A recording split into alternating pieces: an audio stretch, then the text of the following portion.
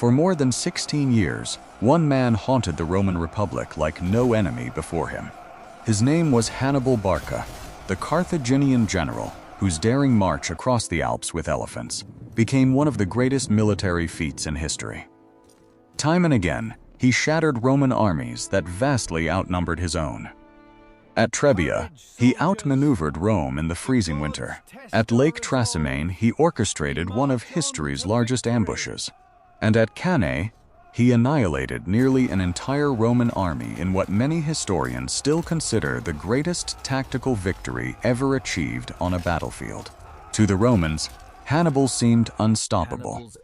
Entire generations grew up believing that the Carthaginian commander would eventually march through the gates of Rome itself. Panic spread across Italy. Allies abandoned the Republic, and many believed Rome's days were numbered. Yet history often turns not on a single victory, but on endurance. Despite suffering catastrophic defeats, Rome refused to surrender.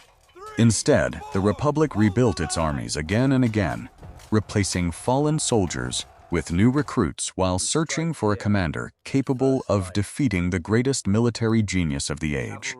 That commander was Publius Cornelius Scipio, a young Roman nobleman who had survived the disasters of the early war and learned valuable lessons from every defeat Hannibal inflicted upon his homeland. Rather than confronting Hannibal on his own terms, Scipio developed a bold new strategion that would force the legendary general into a battle he could no longer control.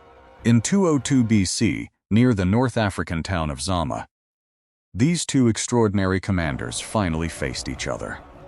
One sought to complete the destruction of Rome. The other fought to ensure Rome's survival. Their clash would not only decide the outcome of the Second Punic War, it would determine which civilization would dominate the Mediterranean for centuries to come. Why Hannibal could not finish Rome. When Hannibal crushed the Roman army at the Battle of Cannae in 216 BC, many believed the war was effectively over. Nearly 50,000 to 70 Syroan Roman soldiers had been killed in a single day, making it one of the bloodiest defeats in Roman history. Consuls, senators, and countless experienced officers lay dead on the battlefield. Across the Mediterranean, it seemed impossible that Rome could recover from such a catastrophe. Many of Rome's allies certainly thought so. Several cities in southern Italy, including Capua, the Republic's second largitude, Sicily, abandoned Rome and pledged their loyalty, and other regions, leaders began looking to Hannibal as the man who would replace Roman dominance with Carthaginian power. It appeared that Hannibal's greatest victory had triggered the slow collapse of the Roman Republic. Yet the Romans responded in a way that shocked both their allies, enemies, and their enemies. Instead of negotiating peace, the Roman Senate declared that the war would continue. New armies were raised almost immediately. Boys too young for military service and older men who had already completed their duty were called back into the ranks. Even slaves were promised freedom if they agreed to fight for Rome. The Republic refused to admit defeat regardless of the cost. At the same time, Rome avoided another catastrophic incident introduced by Quintus Fabius Maximus. Rather than giving Hannibal the decisive battle he desired, Roman armies shadowed his movements. Attacked made Hannibal the decisive battle detachments, destroyed supplies whenever possible, and forced the Carthaginians to march endlessly across hostile territory.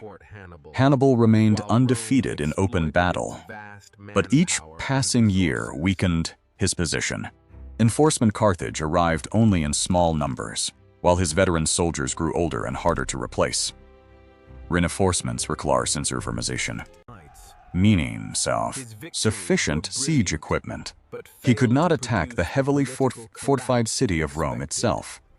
His victories were brilliant, but they failed to deliver the decisive political collapse he had expected. As the years passed, the balance of the war slowly shifted. While Hannibal remained trapped in Italy, Rome recovered its strength, rebuilt its confidence, and quietly prepared the commander who would eventually challenge the greatest general of the ancient world on entirely different terms. The two great commanders. The rise of Scipio Africanus. While Hannibal remained deep inside Italy, a new Roman commander was quietly transforming the course of the war. His name was Publius Cornelius Scipio, a young aristocrat whose courage had first become known after the disastrous Battle of Cannae. Scipio believed that Hannibal could not be defeated simply by repeating the same tactics that had already failed. If Rome needed a different strategy, a kind of leader in 210 BC was given command of Roman forces in Hispania. Despite being only in his mid-periods, Scipio was given command of Roman weapons and supplies, despite being only in his mid-20s. Many senators doubted his experience. His first major achievement came with the surprise capture of New Carthage, the principal Carthaginian base in Spain. The victory provided Rome with enormous sties in Hispanians in centers de sus descensants for supplies, while dealing Susminian base in Spide region, dealing a severe blow to Carthage's influence in the region. Over the next several years, Scipio defeated Carthaginian armies at battles such as Becula and Ilipa. These victories effectively drove Carthage out of Hispania, cutting off one of Hannibal's most important sources of reinforcements, money and experienced soldiers. For the first time since the war had begun, Rome was no longer merely surviving, was taking the initiative. Scipio then proposed an even more directly to North Africa. He argued that Rome should carry an even more daring plan. By threatening Carthage itself, Hannibal would be forced to abandon Italy and defend his homeland. Many Roman politicians considered the idea reckless. But Scipio believed victory required bold action. After securing support, he crossed the Mediterranean and landed Prince Massinissa, where he formed a crucial alliance with the Numidian Prince Massinissa, whose skilled cavalry would soon become one of Rome's greatest advantages. Captaining Kali and Sinissa, he spalled, realizing it. Hannibal's greatest opponent had finally emerged. The stage was now set for the decisive campaign that would end one of history's greatest military rivalries. Hannibal returns to Africa. By 204 BC, Scipio's campaign in North Africa was placing enormous pressure on Carthage. Roman forces captured key position along the field and defeated Carthaginian, the heart of their ancient rival. Even more alarming for Carthage was Scipio's alliance with Massinissa, whose fast and disciplined Scipians with Massinissa. The Carthaginian Senate, suddenly's Numidian cavalry, repeatedly outmatched Carthage's horsemen. The Carthaginian Senate suddenly faced a crisis unlike any it had experienced during the war, hoping that Rome's allies would abandon the Republic and force a negotiated peace. Instead, the war had arrived at Carthage's own doorstep. Every new Roman victory increased the fear that the city itself could soon be besieged. Natures and Rome as remaining. Made a dramatic decision. After nearly 16 years and returned home immediately. Hannibal was nearly 16 years campaigning on foreign soil. The legendary commander boarded ships with his remaining veterans and crossed the Mediterranean once more. For Hannibal, the return was bittersweet. He had never been defeated in Italy, yet he was leaving without achieving the victory he had sought for so long. Many of the experienced soldiers who had crossed the Alps with him were gone, and the army he now commanded included thousands of newly recruited troops with little battlefield experience. He knew he would soon face to defend his homeland. He knew he would soon face a commander unlike he had previously encountered. Scipio had studied commander every one of Hannibal's greatest victims. Both had carefully studied every one to counter his methods. The long struggle between Rome and Carthage was approaching its final chapter. Both civilizations placed their hopes on a single battle, and both understood placed their hopes on a single. It is understood that the outcome would shape the future of the Mediterranean for generations. Arm yourselves. The meeting before the battle, before the armies met plains near one of the most remarkable encounters in military history, is believed to have taken place. According to the ancient historian Livy, Hannibal requested a personal meeting with Scipio. It was a rare moment when the two greatest commanders of their generation stood face to face, not with swords drawn, but in conversation. Hannibal reportedly urged Scipio to accept peace. After decades of bloodlees, he argued that both Rome and Carthage had already paid a terrible price, Hannibal Barca and further's destruction. A negotiated settlement, he suggested, would spare thousands of lives or buy the difficult position Carthage now faced, whether motivated by genuine concern but remained under goods. Hannibal hoped diplomacy could achieve what years of warfare no longer could. Scipio Hannibal Rome now held the strategic advantage. He understood that Rome now smenum the beachers, unmoved. Even Rome now held the strategic advantage. Hannibal had been forced to leave Italy. Carthage's resources were exhausted, and Roman morale had never been stronger. Scipio believed accepting before a decisive victory would only allow Carthage to recover and threaten Rome again in the future. The meeting ended without an agreement. Both commanders returned to their camps, would be decided not through negotiations but on the battlefield.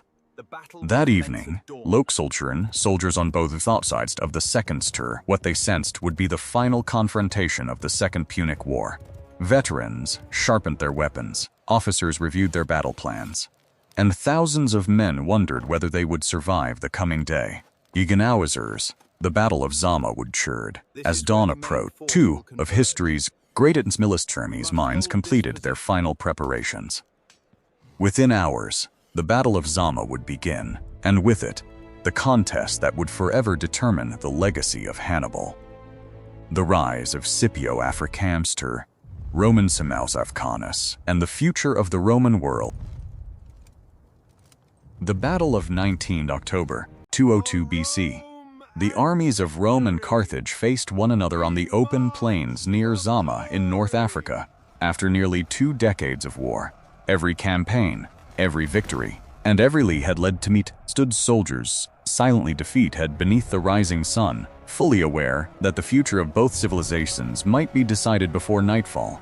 Hannibal organized his army in 3 lines. At the front stood approximately 80 elephants, followed by approximately 80 war mercenaries, followed by newly recruited infantry and mercenary Alps.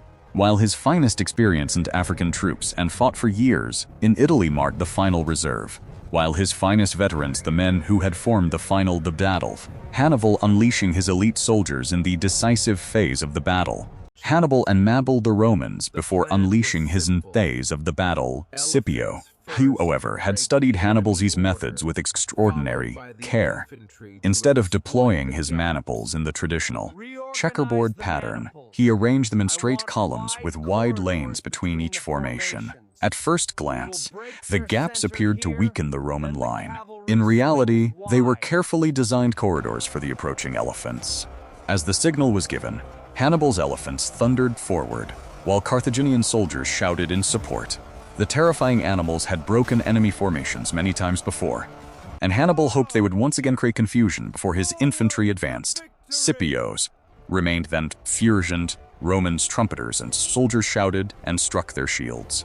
Roman trumpeters blasted wall of sounds, and Scipio remained calm. Roman trumpeter sounds. Many elephants hesitated, creating an from the Roman their noise. Frightened by the unfamiliar sounds, many elephants hesitated, veered away from the Roman center, or charged directly into the open lanes without disrect. Fudden the infantry. Several panicked animals turned back and crashed into Carthaginian cavalry on the flanks, throwing Hannibal's own formations into disorder. At the same time, the cavalry battle erupted on both wings. On the Roman right, Gaius Laelius led the Roman horsemen against their Carthaginian counterparts. On the left, Sinissa and his highly mobile Numidian cavalry attacked with remarkable speed and discipline. After fierce fighting, the Roman and Numidian cavalry drove their opponents from the field and pursued them far from the battlefield.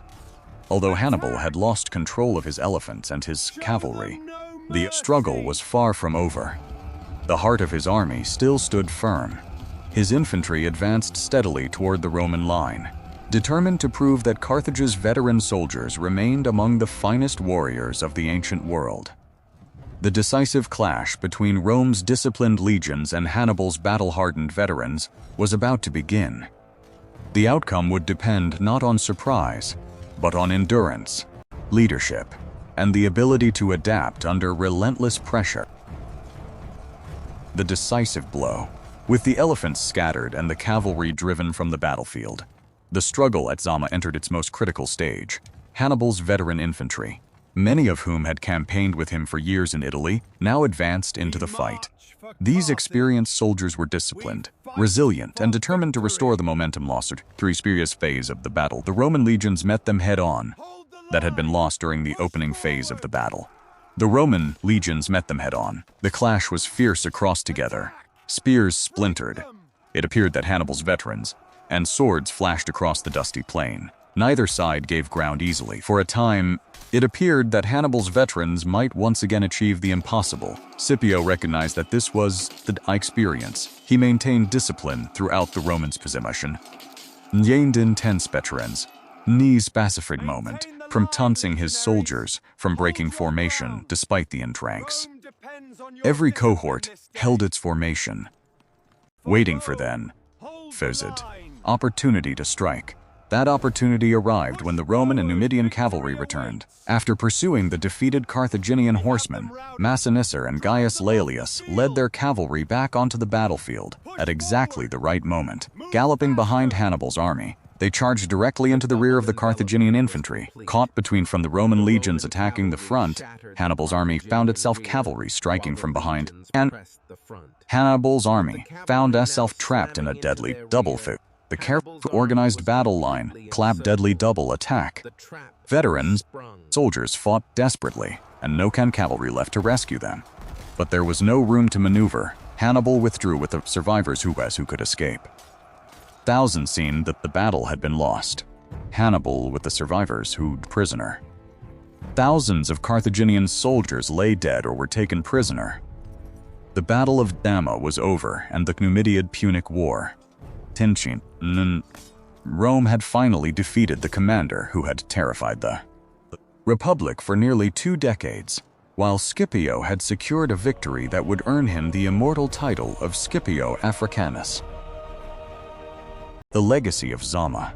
The Roman victory at Zama transformed the ancient Mediterranean forever. In the aftermath of the battle, Carthage had no choice but to seek peace. The once powerful empire was forced to surrender its remaining war elephants, hand over nearly its entire navy, pay an enormous financial indemnity to Rome over the following decades, and promise never to wage war without Roman permission.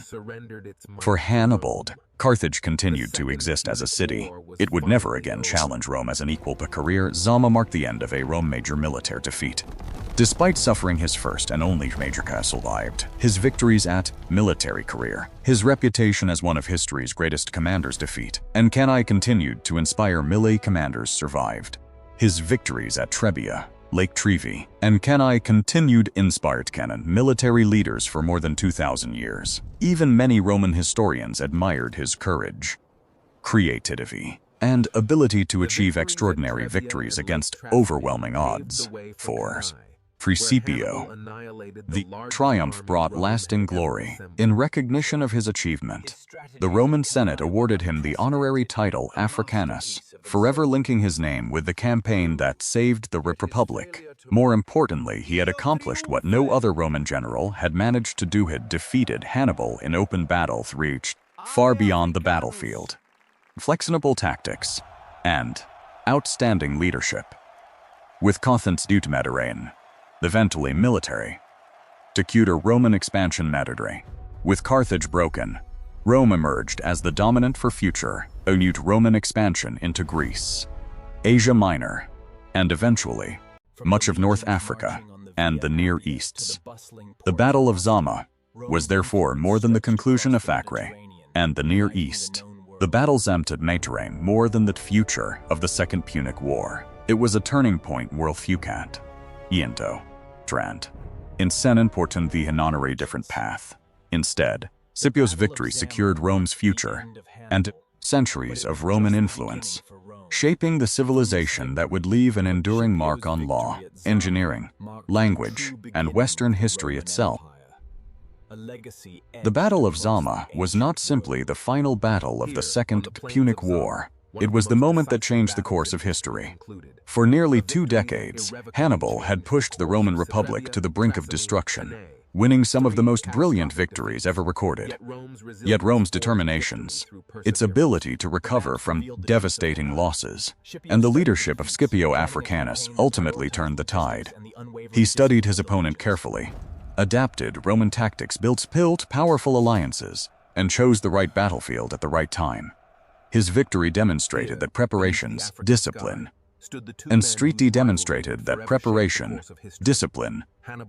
and strategic vision could overcome even the greatest military genius.